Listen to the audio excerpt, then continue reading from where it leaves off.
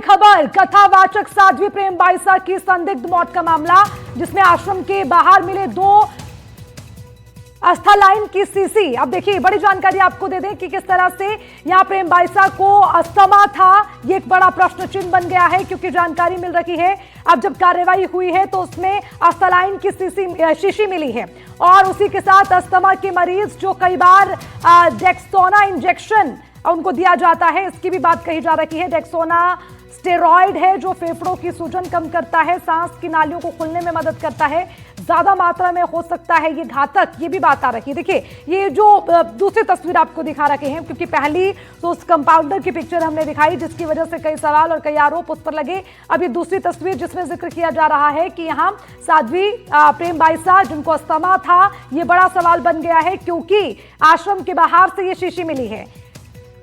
आपको ये तस्वीर दिखा रहे हैं लगातार, इसका इस्तेमाल अक्सर वो पेशेंट करते हैं जिनको अस्थमा होता है।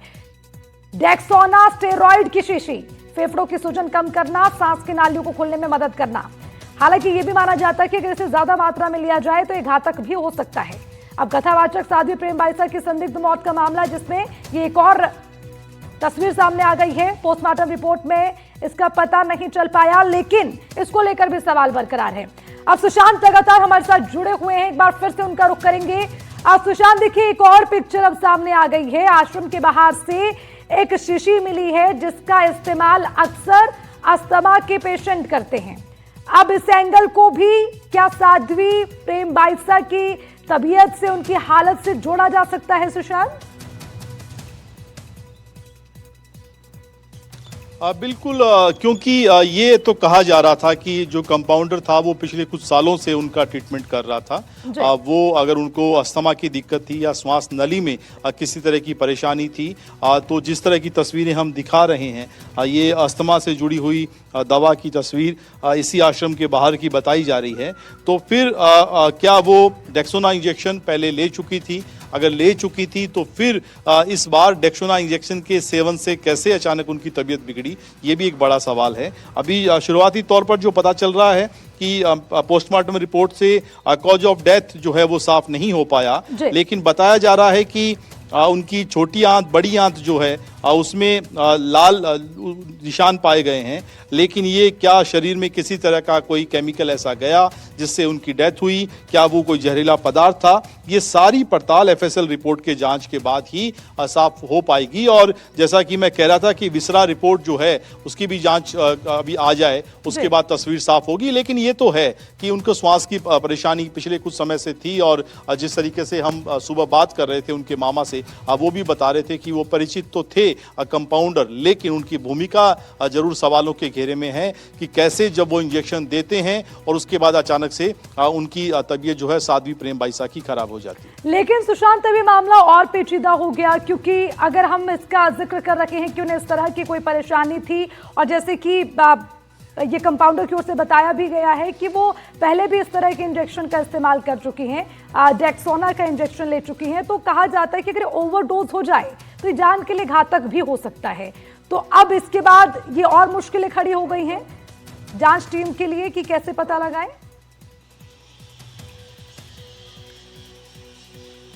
देखिए अभी मुश्किलें इस लिहाज से हैं कि सारी कड़ियां जुड़ जाएं। जो बयान भी पुलिस जुटा रही है, चाहे वो कंपाउंडर हो, डॉक्टर को भी नोटिस दिया गया है, और तस्वीरें हम जो दिखा रहे हैं तो ये भी पता चले, खास तौर पे अगर रिपोर्ट आएगी तो उससे साफ हो जाएगा कि उनको श्वास की परेशानी थी क्या, अस्थमा की कोई दिक्कत थी क्या। और डेक्सोना इंजेक्शन चूंकि ये स्टेरॉइड है, फेफड़ों की सूजन को कम करता है, सांस की नलियों को खोलने में मदद करता है, लेकिन क्या ये ज़्यादा मात्रा में लेने से किसी तरह की परेशानी है वो बढ़ा सकता है क्या, ये एक बड़ा सवाल है। हालांकि डॉक्टर अभी इस बारे में कह रहे हैं कि डेक्सोना से किसी की जान नहीं जा सकती, लेकिन डेक्सोना के साथ अगर कोई दूसरी ऐसा कोई पेन किलर आपको दिया गया हो जो केमिकल इन्फेक्शन आपको उससे हो, परेशानी हो, तो फिर दिक्कत हो सकती है। क्योंकि पूछताछ में कंपाउंडर ने ये तो कबूल किया है कि उन्होंने मल्टीपल इंजेक्शन दिए थे, तो दूसरे इंजेक्शन क्या थे, उनकी प्रकृति क्या थी, ये सारी बातें ऐसी हैं जिनकी पुलिस तहकीकात कर रही है, और ये सारी रिपोर्ट ही कंक्लूड करके ये साफ कर पाएगी कि मौत की वजह एफएसएल रिपोर्ट आए, विसरा रिपोर्ट आए, उसके बाद पता चलेगा। लेकिन ये जरूर है कि अगर उनको पिछले 4-5 साल से वो संपर्क में थे और ट्रीटमेंट अगर वो कर रहे थे तो निश्चित रूप से श्वास की परेशानी और होती है। और बड़ी हैरानी की बात है कि आश्रम के पास दवाइयां मिली हैं जिनकी तस्वीरें हम दिखा रहे हैं। जा रही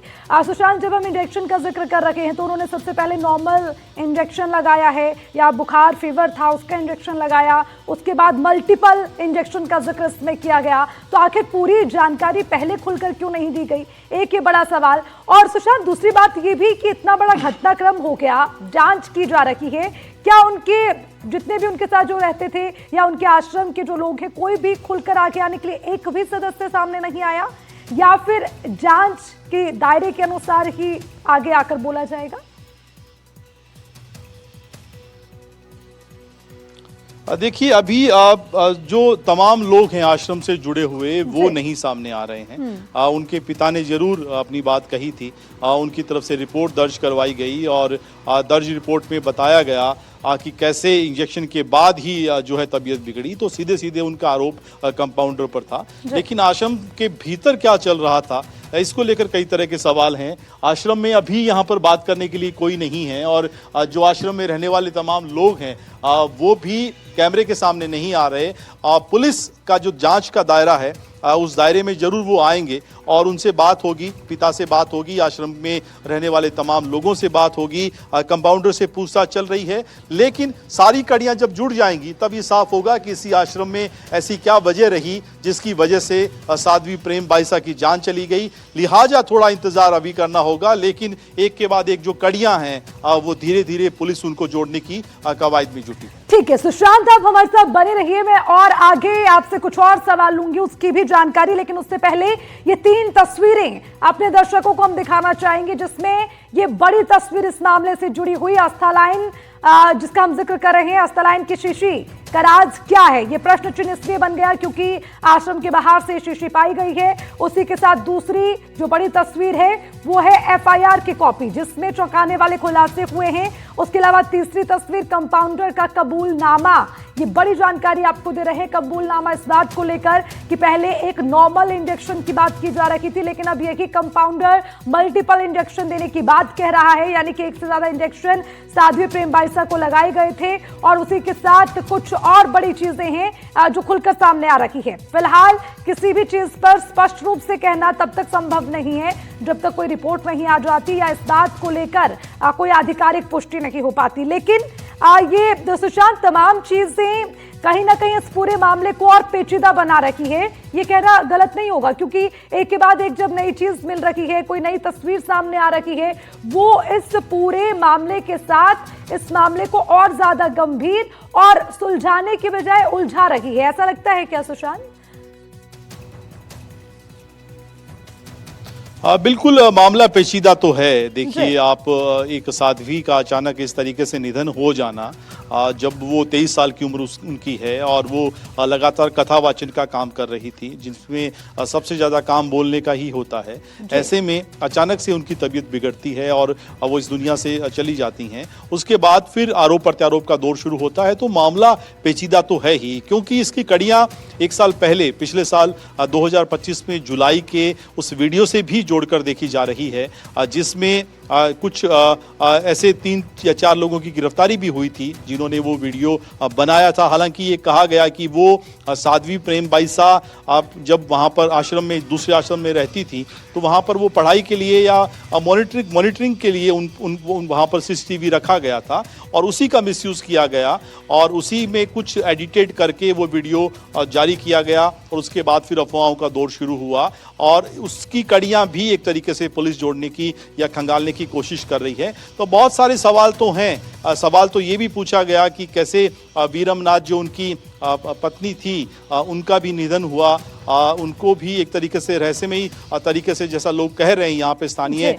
जो चर्चाएं हैं। हालांकि ये अलग बात है कि वीरमनाथ या परिवार की तरफ से कोई ऐसा आरोप नहीं है। तो जनमानस में कई तरह की कहानियां यहाँ पर है और अपने अपने तरीके से लोग जो हैं सवाल भी खड़े कर रहे हैं और मामले की जांच सीबीआई तक पहुँच गई थी। कल रात को कुछ लोग मिले थे जो आरएलपी पार्टी से थे, वो सीबीआई जांच की मांग कर रहे थे। अब वो ये कह रहे थे कि कैसे इस मामले में अगर सच सामने नहीं आए तो फिर नार्को टेस्ट होना चाहिए, सभी का, पिता का भी नार्को टेस्ट होना चाहिए। तो ये सारी बातें हैं, लेकिन अभी शुरुआती तौर पर पुलिस पूछताछ कर रही है। बहुत सारी ऐसी बातें हैं जो शायद आमने सामने बिठा के जो पूछताछ होगी उसमें सामने आएगा, लेकिन सबसे पहली प्राथमिकता यही ये पता चले कि क्या जो जान गई है, निधन जो हुआ है, उसकी वजह क्या रही, और उसके लिए हमें रिपोर्ट का इंतजार करना होगा। बिल्कुल रिपोर्ट का इंतजार करना पड़ेगा। सुशांत, आप बने रहिए। देखिए, तस्वीरें भी लगातार दिखा रखे हैं और कई तरह के सवाल इस मामले से जुड़े हुए हैं। सुशांत, एक और जानकारी आपसे लेना चाहेंगे। पूरे मामले को लेकर कार्रवाई हो रही है, अभी कंपाउंडर से पूछताछ जारी रहेगी, क्योंकि कंपाउंडर के जो परिजन है वो भी सवाल उठा रखे थे कि उनसे मिलने नहीं दिया जा रहा, वो खुद जानकारी देने के लिए पुलिस के बाद गए थे, बावजूद उसके उनको वहां पर रोक कर रखा गया। तो अभी ये पूछताछ का सिलसिला जारी रहेगा सुशांत? देखिए, सबसे बड़ी जो कड़ी इस केस की वो कंपाउंडर ही है, क्योंकि उनके इंजेक्शन देने के बाद ही तबीयत बिगड़ी थी, और जो मृग रिपोर्ट दर्ज की गई है उसमें इस बात का हवाला दिया गया है। तो सबसे पहले तो पूछताछ होनी से ही जरूरी है, और उनसे 2 बार पूछताछ हो चुकी है, तीसरी बार आज पुलिस पूछताछ कर रही है, और पूछताछ में उन्होंने कबूल किया फाइनली कि वो मल्टीपल इंजेक्शन थे। तो अब ये पता लगाया जा रहा है कि इंजेक्शन वो कौन सा था, वो क्या कोई पेन किलर था, या फिर वो कहाँ से वो लाया गया था, वहाँ का नंबर क्या है। और बड़ी बात ये कि पुलिस इसके अलावा अस्पताल को नोटिस दे चुकी है, वहाँ के सीसीटीवी मंगाए जा रहे हैं, वहाँ का रिकॉर्ड मंगाया जा रहा है, और इस आश्रम से जुड़े हुए कंपाउंडर, डॉक्टर, यहाँ तक कि उनके पिता भी, सभी के बैंक ट्रांजैक्शन भी खंगाले जा रहे हैं, उनके सोशल मीडिया अकाउंट्स खंगाले जा रहे हैं, उनकी फ़ोन कॉल डिटेल खंगाली जा रही है, और यहाँ तक कि क्या हाल के दिनों में किसी प्रकार की कोई संपत्तियाँ उन्होंने खरीदी है, उनकी ITR इनकम टैक्स जो भरा जाता है वो भी चेक किया जा रहा है। तो पुलिस सारे पहलुओं को खंगालने में जुटी है, ताकि कड़ियाँ आपस में जुड़ें और सच जो है वो सामने आ सके। बिल्कुल, सबकी कोशिश यही है कि सच सामने आ सके। सुशांत, आप इस पर नजर बनाए रखिए, मैं लगातार अपडेट आपसे लूंगी। लेकिन एक बार NDTV के पास जो तमाम तस्वीरें इस मामले से जुड़ी हुई सामने आई हैं, वो लगातार अपने दर्शकों को दिखा रखे हैं, क्योंकि निश्चित तौर पर ये तमाम तस्वीरें इस पूरे मामले की मुख्य कड़ी है। चाहे वो जो ये आप शीशी देख रखे हैं, अक्सर जो अस्थमा के मरीज होते हैं वो इसका इस्तेमाल करते हैं, इसने कहीं ना कहीं इस मामले में और तमाम सवाल जोड़ दिए हैं कि क्या वाकई में कहीं इसके ओवरडोज या फिर इसके साथ कुछ और मल्टीपल दवा लेने की वजह से तो नुकसान नहीं पहुंचा। उसके अलावा FIR में चौंकाने वाले खुलासे वो लगातार आपके टीवी स्क्रीन पर है। कंपाउंडर, इस पूरे मामले को लेकर कबूलनामा कंपाउंडर का 1 से ज़्यादा यानी कि मल्टीपल इंजेक्शन देने की बात, और उसके अलावा तबीयत बिगड़ी तो उस वक्त क्या किया गया, आश्रम के अंदर क्या हुआ, इसको लेकर अभी तक कोई भी जानकारी नहीं आई। और बड़ी हैरान कर देने वाली बात यह है कि अभी आश्रम से कोई भी एक भी उनका सदस्य या फिर उनके साथीगण इस पर कुछ भी बोलने से बचते नजर आ रहे हैं।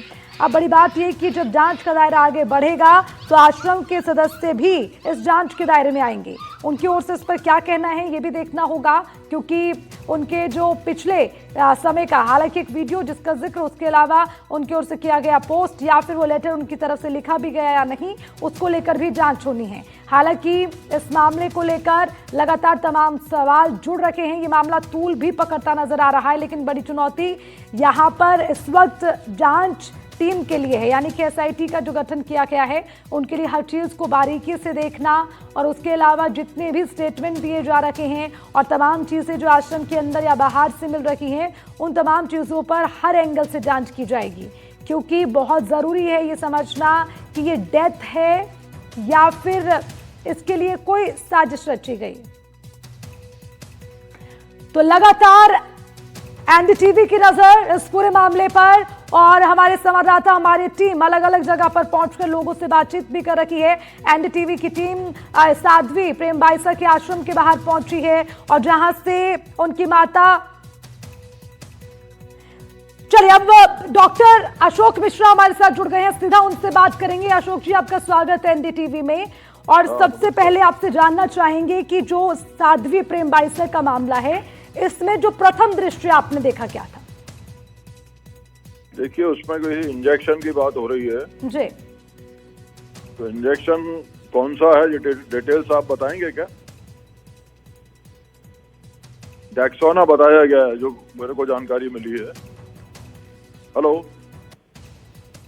अशोक जी, इसमें जिक्र हो रहा है डेक्सोना इंजेक्शन जिसका इस्तेमाल किया गया था। जरा सबसे पहले इसको लेकर बताइए कि कब इसका इस्तेमाल होता है, क्या क्या इसके फायदे रहते हैं, क्या नुकसान हो सकते हैं? अशोक जी, डेक्सोना इंजेक्शन हाँ। डेक्सामीथासोन होता है, जो डेक्सोना के नाम से, ट्रेड नेम से आता है, कमर्शियल नेम से आता है। जी तो वो तो स्टेरॉइड का इंजेक्शन होता है। जी वो कई चीजों में दिया जाता है, अस्थमा में भी दिया जाता है, और किसी चीज की रिएक्शन हो उसमें भी दिया जाता है, और कई चीजों में काम में आता है। ये इमरजेंसी मेडिसिन है, लाइफ सेविंग। डॉक्टर की सलाह से ही दिया जाता है, वैसे नहीं लिया जाता है। और डॉक्टर साहब, क्या मतलब इससे ये इतना खतरनाक हो सकता है कि इससे तबीयत बिगड़ जाए या जान को खतरा हो? नहीं, लेकिन इसकी जरूरत क्यों पड़ी, ये कारण देखना पड़ेगा। इसकी वजह काय के लिए लिया गया, ये क्यों लिया गया, ये इसकी डिटेल्स अगर आपके पास हो, मेरे पास नहीं है इस समय, मैं रास्ते में हूँ कहीं, जी तो डिटेल्स अगर हो तो क्योंकि इंजेक्शन कोई ये नशे का नहीं है। डेक्सोना इंजेक्शन नशे में नहीं लिया जाता है। तो डेक्सोना क्यों लिया गया, क्या बीमारी थी उसको, ये सामने कुछ आ रहा है क्या? कई चीजों में लेते हैं इसको, ये इमरजेंसी मैनेजमेंट में काम में आता है। कोई ड्रग रिएक्शन है या कोई और रिएक्शन है, उसमें लेते हैं। और ये स्टेरॉइड का इंजेक्शन होता है, डेक्सोना। अच्छा डॉक्टर साहब, एक चीज क्लियर कर लीजिए, अगर डॉक्टर इसको सजेस्ट भी करते हैं तो एक समय में कितना इसका डोज लिया जा सकता है, मतलब उसको लेकर जरा एक बार जानकारी दीजिए। देखिए, उसमें एक एम्प्यूल जो आएगा, ये वाइल आती है इसकी, यूजुअली डेक्सोना की, उसमें एक इंजेक्शन लगाया जा सकता है पूरा। कितनी वजन कितना है इस पर डिपेंड करता है। अगर वेट नॉर्मल होगा, जो एज बताई जा रही है, तो उसमें एक इंजेक्शन दिया जा सकता है।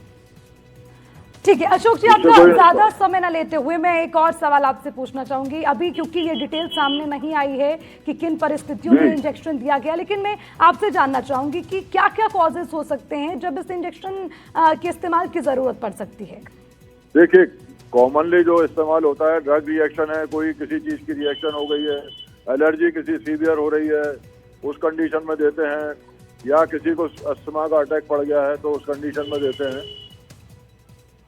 ठीक है अशोक जी, बहुत बहुत शुक्रिया आपका इस तमाम जानकारी के लिए। तो साफ तौर पर अभी इंजेक्शन किन परिस्थितियों में दिया गया ये बहुत जरूरी है। और सुशांत भी लगातार हमारे साथ बने। सुशांत, आपका भी बहुत बहुत शुक्रिया तमाम जानकारी के लिए। आगे भी आपसे अपडेट लेते रहेंगे, लेकिन अभी एनडीटीवी की लगातार नजर इस मामले पर है। कई बड़े खुलासे हो रखे हैं, उसकी एक एक तस्वीर लगातार आपको दिखा रखे हैं एनडीटीवी राजस्थान पर। लेकिन यहां इसी बीच